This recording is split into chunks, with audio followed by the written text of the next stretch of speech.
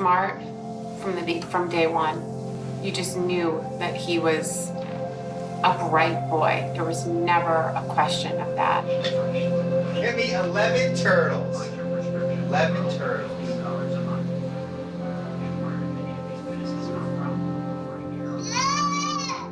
What are those? 11 turtles, yay! I didn't even know what Asperger's was until we started going through the process of getting Cory diagnosed.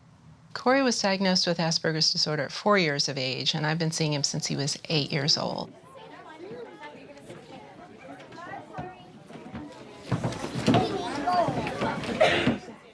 Children with Asperger's syndrome will often have problems with sensory overload. They're very sensitive to sounds and touch. And so when they get overloaded that way, they will sometimes react with anger or anxiety.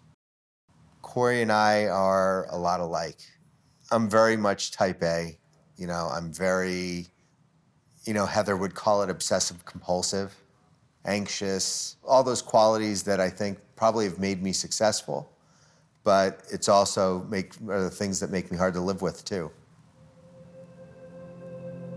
Cory and my dad are very much alike, and there's probably some truth to that. Asperger's diagnoses weren't around when my father was a kid in the 50s.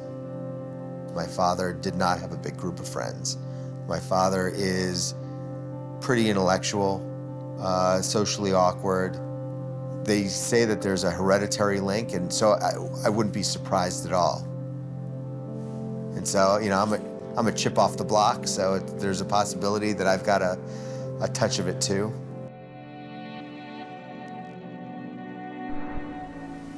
I think Cory's very self-aware.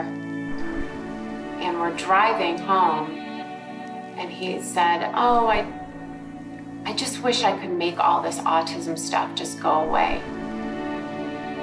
And I remember I had to pull over to the side of the road because it just took me kind of off guard. I've never heard him say anything like that before.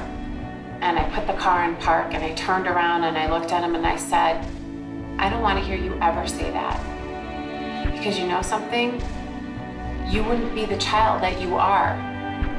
You wouldn't be this person, this amazing person, if you didn't have autism. You wouldn't have this great interest in animals and in dogs and this ability to draw. If you were just like a typical kid, I don't know that you would have all these gifts. Don't ever think that. I don't want you to never have this part of you. This is who you are."